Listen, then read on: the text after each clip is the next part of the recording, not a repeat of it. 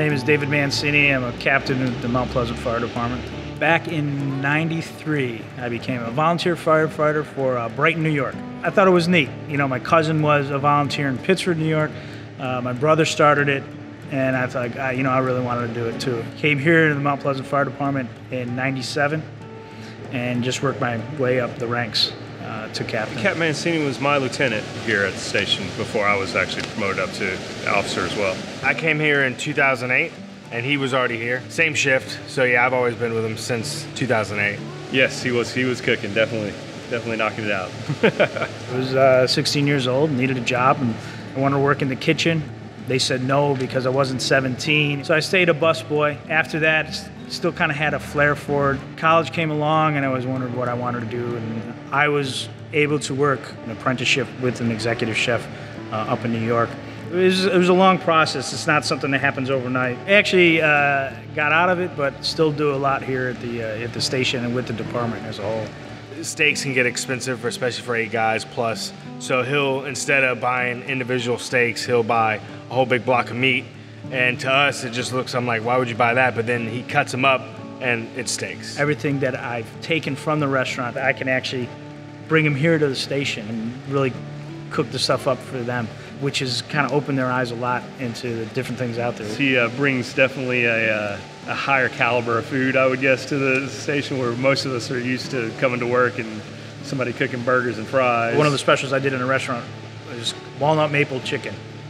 All the guys are like, oh, what's this? And I said, hey, it's chicken. It's a walnut maple sauce, really good.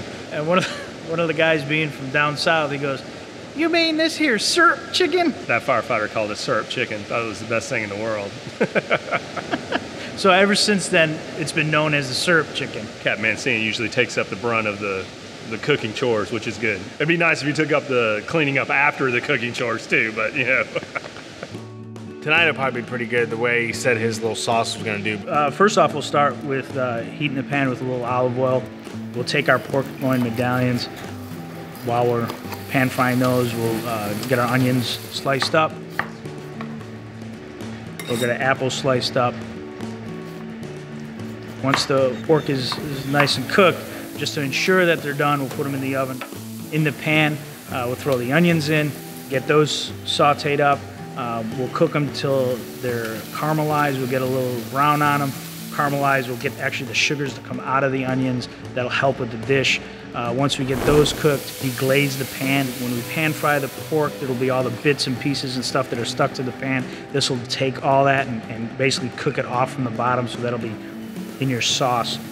We'll add a little heavy cream, let that cook a little. We'll throw the onions back in. We'll throw the apples in, let that cook down a little bit more. Right at near the end, we throw the Swiss cheese in. The Swiss cheese will melt nicely. And then when we plate it, it'll be pork, and then the sauce goes right over the top. Now for the green beans, we'll blanch them, throw them into a pan with a little butter, saute those up. We'll throw some soy sauce in there along with some honey. That's it. Nice and simple, but really, really nice to the palate. For the potatoes, we'll cut them up. We'll keep them small sized. Just toss them with some olive oil, a little basil, and get those in the oven.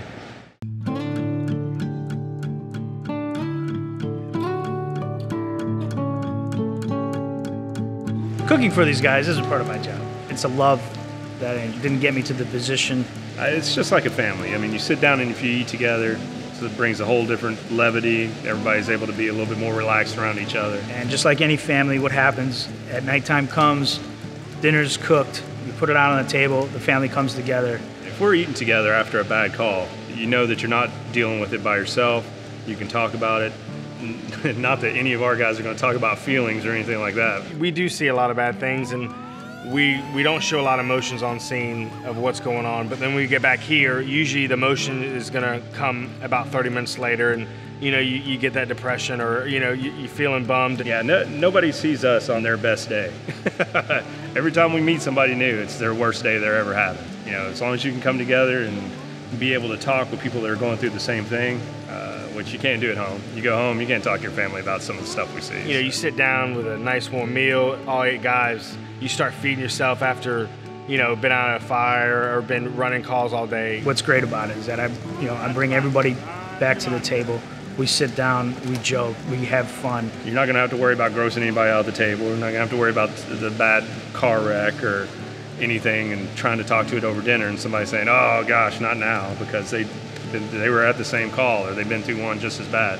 This is a job, but you take a step back and you go, oh, this is why I got it, and it's that family feel. My wife knows that. She has to remind me sometimes that when I get home, I'm not at the fire department anymore. I can't joke around like with these guys like I do with her. So it is a nice family, and I think meals is what helps. You sit down, you're able to talk with everybody, you're able to joke about it, you're able to relax. You can get through pretty much anything.